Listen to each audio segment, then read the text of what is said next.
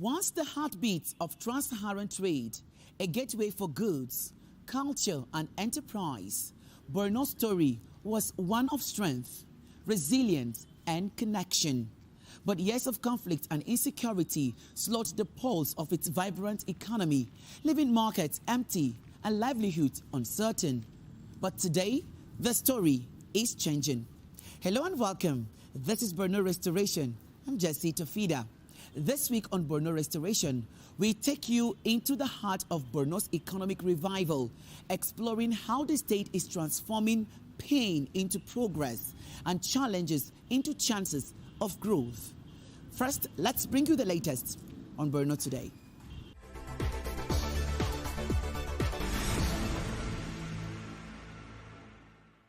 When you put that level of emphasis, investment, commitment, political will behind education, what do? You're building human capital. And once you build that human capital, you've created sustainability. You're building an egalitarian society. The message from the federal government was clear. Borno is raising the bar. The Minister of Education, Dr. Maruf Tunji Alausa, was in Maiduguri to officially unveil 2 new mega schools built by the administration of Governor Babagana Zulum, Kulogomna Mega Primary School and Government Day Secondary School, Kaleri. Both facilities are expansive, fully equipped with science laboratories, libraries, ICT suites, and sports infrastructure purposefully designed to deliver a modern learning environment for thousands of pupils. Performing the symbolic tape cutting, the minister described Zulum as a pace-setter in education governance, noting that the quality of primary and secondary school infrastructure in Borno surpasses what he has seen in several tertiary institutions across the country. Primary school in Borno State, I'll tell you, I've been to, you see, our President Bola Ahmed Tinubu placed full moratorium on establishing of tertiary institutions. A lot of universities and polytechnics that were being approved for other states, they don't have the quality, the infrastructure of a primary school in Borno. The minister also commissioned a newly constructed federal government school in Garanam, funded by the Islamic Development Bank and executed by the Federal Ministry of Education through UBEC, marking yet another milestone in rebuilding education in communities affected by insurgency. Governor Zulum, on his part, reaffirmed his commitment to rebuilding human capital through deliberate long-term investment in the education sector. The state government has invested about 28 billion naira in education infrastructure across all the 27 local government areas in the state. Since May 2023, we have also prioritized strengthening of our teaching workforce with an investment of 4 billion naira in teacher training. Governor Zulum added that the state has fully implemented the minimum wage for teachers across primary and secondary schools, describing it as a necessary step in strengthening the teachers' workforce. For residents of Maiduguri, these schools represent more than just buildings. They are symbols of recovery, resilience, and renewed hope for the future.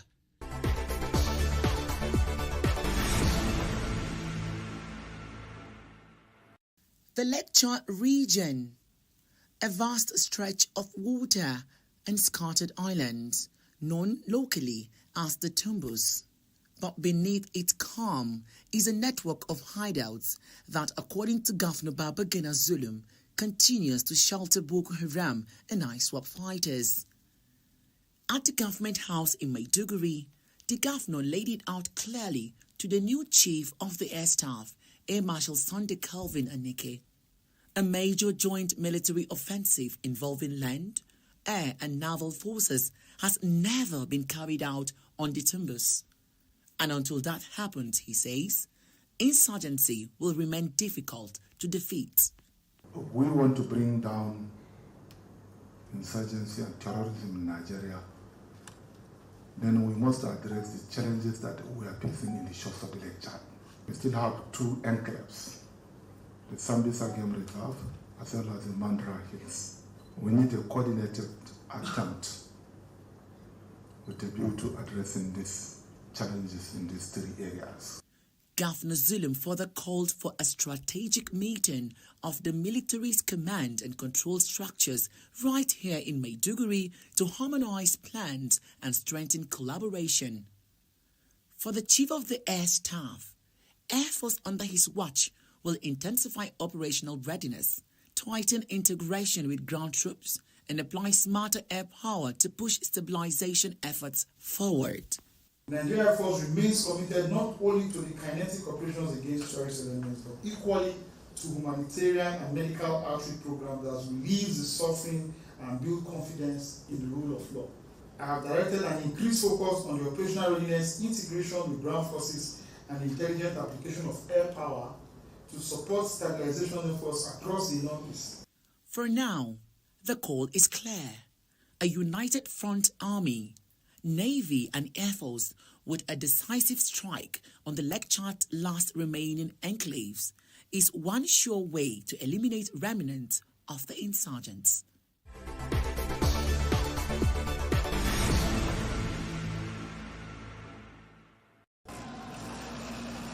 A symbolic start to Nigeria's next cycle of dry season farming, and Borno State is again taking center stage. At the Jere Bowl in Dusman, Governor Babagana Zulum rolled out high-yield wheat seeds, fertilizers, tractors, and pesticides. These inputs marks the official takeoff of the federal government 2025-2026 dry season wheat program, implemented under the National Agricultural Growth Scheme and Agro Pocket NACS app. Now, over a commitment to ensuring that no family in Borno State goes hungry. No farmer is left behind. And agriculture remains a central pillar of our peace, recovery, and shared prosperity. Despite the challenges of displacement, insecurity, climate shocks, and economic pressures, Borno State remains steadfast in growing its own food, empowering its people, and rebuilding its economy through agriculture. The program is designed to help farmers transition from traditional methods to modern, more productive systems, reducing the nation's dependence on foreign wheat imports, which globs billions of naira annually. Minister of Agriculture, Senator Abubakar Kyari, says 16 states will benefit from this wheat season, targeting 80,000 registered farmers nationwide with an estimated output value of 160 billion naira. This community to continue moving forward and contributing to national progress, even in the face of significant challenges. Launching this program here reflects our confidence in Borno's potential and our collective commitment to building a more prosperous and secure future for Nigeria through sustained agricultural development. Analysts say the success of this dry season program could significantly shape Nigeria's food supply, especially at a time where inflation and import pressure continue to affect household budgets. With thousands of farmers expected to head back to their fields under this program, expectations are high that wheat production in Borno and across Nigeria will see a decisive boost this season.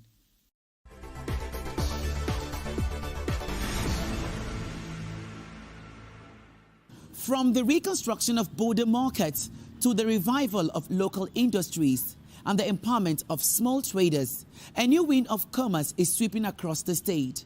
Under Governor Babagana Zulum, Borno State is charting a new course, one that's not just about rebuilding infrastructure, but restoring confidence, reviving trade, and reconnecting communities to opportunities.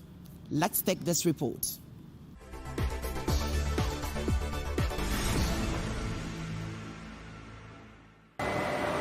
In the heart of Maiduguri's new industrial area, a quiet revolution is taking shape.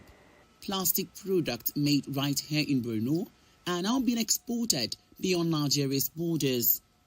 Governor Babagana Zulum says this marks a new chapter in his administration's economic recovery plan, one that aims to reduce overdependence on federal allocations and build a self-sustaining local economy. This industrial park was established by my predecessor, I think close to his exit.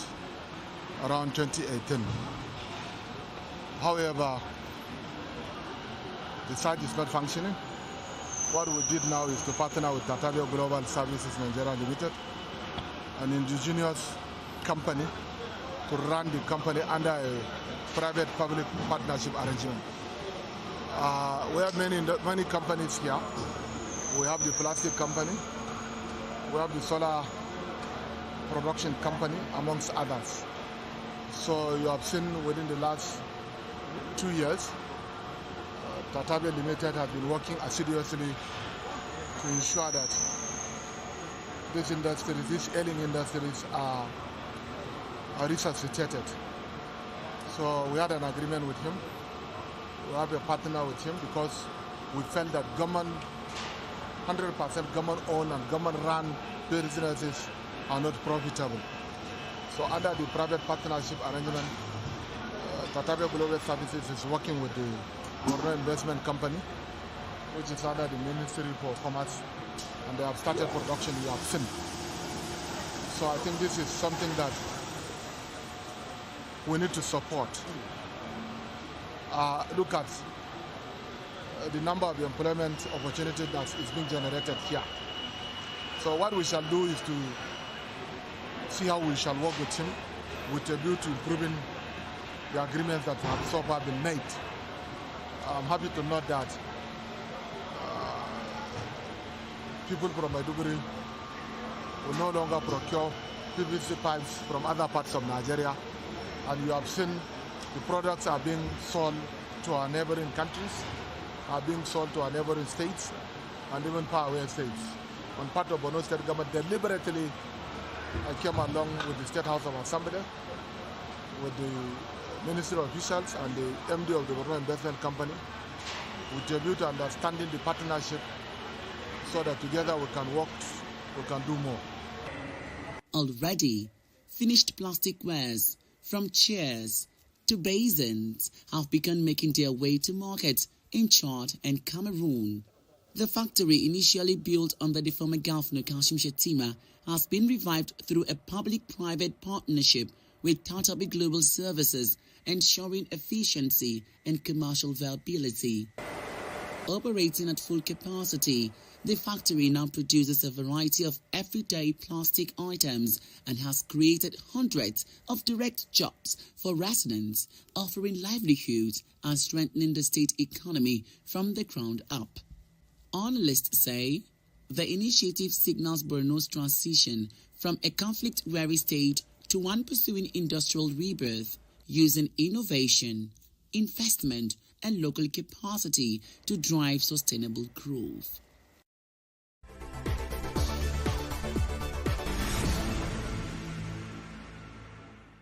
I had a chat with the managing director of the Borno Investment Company Limited, Muhammad Bukar. He says the agency has created thousands of job opportunities for teeming youths across the state. Take a listen.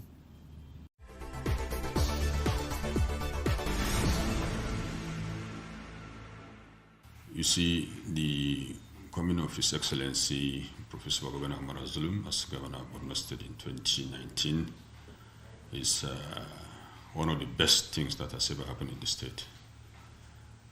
At the Borno Investment Company Limited, when he assumed duty, this same company was in a rented apartment. No. Yes. It has been in existence since 1981. But living in rented apartments. So when he came in, and the first thing he did was to appoint a management team and then get them to work towards getting a befitting head office to start with. After that, the Borno Supply Company came in. It's what we call BOSCO.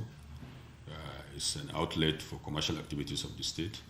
They're into managing filling stations and supermarkets. So he went ahead and reviewed and then assisted us in reconstructing and acquiring more filling stations. And now they're operational. The third aspect in terms of massive investment is the issue of the Borno State hotels. That one too has been down for quite a long time. And when he came in, he set the process of reconstruction and remodeling the hotel. It has 79 rooms, and all of them now lettable and in good working condition. They're doing very well. So these are the three major areas of investment that His Excellency has put a lot of effort in ensuring that the state gets revenue, employment opportunities given to indigenous and non-indigenous too. If we take even this company itself, when we came in, we didn't have any graduate, but now I'm talking to you about 10 graduates employed here. That's just one aspect of it. The other side is the state hotel too. We have a total of about 60 staff now working in the hotel, both skilled and non-skilled. And Bosco too, we have a lot of staff there. And more importantly, the kind of collaboration we have with cooperative societies that are into skilled and non-skilled activities. At Borno Investment Company, what we did was we were able to organize training program to about at least 1,500 members of the Maiduguri Microcredit and Finance Cooperative. And what we did was we trained them in various skills, tailoring, shoemaking, and fish pond and whatnot. And we gave them a little equipment for them to go and continue with their job. So there's a lot of employment, and the multiplier effect of what we did is there to be seen, because we have testimonies from those we train, and that they are doing very well. And the companies that His Excellency has helped in coming up are doing very well too. Borno Investment, over the past 2-3 years, we've continued to make profit, at least for the past 2 years now. And we even gave dividend to the state government, which is the first time since its establishment. The company, I think, is the Borno Plastic Company Limited. We call it BOPLAS. BOPLAS has been in existence too, but because of dilapidated machinery and lack of technical staff, that one too went down. So during the tenureship of His Excellency, the Vice President, when he was governor here, he established the industrial park and ensured that different factories or different companies are put in place in the industrial park. It's not only Boplas that is there. We not only the plastic company, even under the plastic company, we have the PVC pipe making, we have the drip irrigation pipe making, we have the molding intrusion machine that produces chairs and other plastic products. Then we have the fish net making. Then we have the polypropylene sack making. I think there are about 6 under Boplas. Yes. Then we have the recycling plant that now supplies raw materials to the main plastic company. So, and then within the same industrial park, we have the solar panel making company. Then we have the tomato paste producing company, and then the corn chips making company. But then I think about 9 other smaller industries are contained in the industrial park. So when His Excellency came in and they realized that things were not working up there, I said, okay, what do? We get into partnership. And through his effort, we got a private partner that came in and entered into agreement with the state government that he will bring in his expertise and capital, while the state government will come in with the assets that are in place, so that it will be a win-win situation.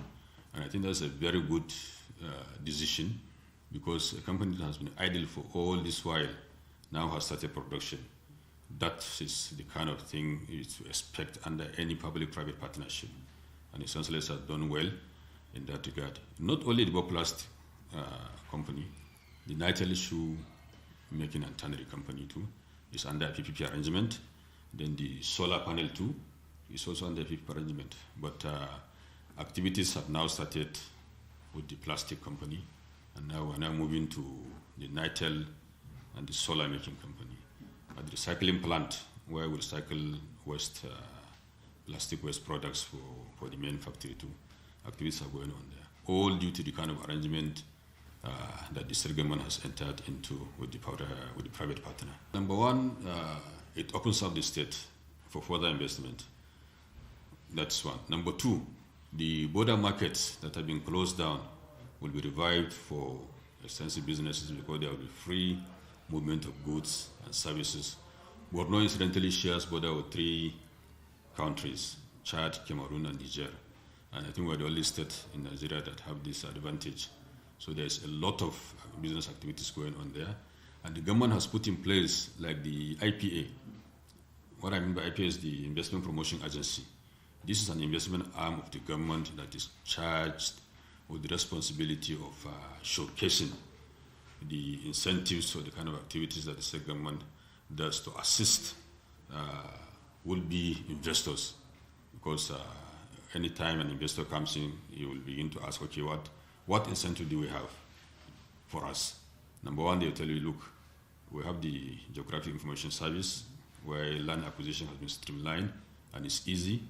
Our tax system has been reformed. We do concessions in terms of waivers. So by the time you go to the Investment Promotion Agency, you realize that you have all it takes for you to establish a company within a very short time and then proceed with their business activities. Monday market has always been the center of business activities until the disaster that took place there. And if you look at what comes, except for the issue of security, that is being addressed too, that has limited the movement of goods and services between Maiduguri and neighboring countries. Activities have picked up very well, and the government has done quite well by waiving rents to all the marketers there for over 2 years now. So after the disaster, after assistance with cash and whatnot, they say, okay, go and stay there and do businesses, recover, so that when you recover sufficiently well, you start paying rents. You can see the market, as you mentioned, is extremely busy and doing very well. Number one is the issue of making the state secure, because at the heart of every development, you have insecurity. Once people are assured and they are secured enough, they will pick up. I will give you an example. The Borno State, under the One State, One Product initiative of the federal government, has chosen to establish a gum Arabic plantation. That is the product for export that the state has chosen as an area where the state has advantage. So what we are now planning to do is to ensure that at least the plantation that used to be, that were cut down by the criminal elements in the state, roaming around the state, is now revived back. And we have seedlings in a collaboration with the Raw Material Research Council. We have seedlings that can mature in the minimum of 5 years, and then you can pluck the fruits of that gum Arabic for the next 50 years. This is one area, and gum Arabic has a lot of advantages for exports. And Borno has been the hub for gum Arabic production and export until the insecurity situation came in. With the improved security now, gum Arabic will come on stream, and then the border market will be opened. And like I said, the Investment Promotion Agency, we have the mining company put up by the state to encourage interested or investors that have ideas or want to invest in the mining sector of the state to come in and collaborate with the state government. To residents of Maiduguri, the main message is let's support His Excellency. His Excellency has been up and doing. We all attest to that. He has been very busy trying to ensure that Borno is back on track, and we thank God we are really back on track. So, but for us to have a sustained peace and development, we need the support of every one of us. That is the message from Borno Investment, and that we thank His Excellency for the support he has given this company and other companies within the state.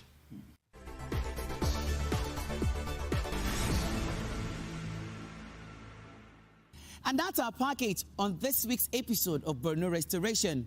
Many thanks for watching. I am Jessie Tafida. Next week, it's going to be a fresh episode.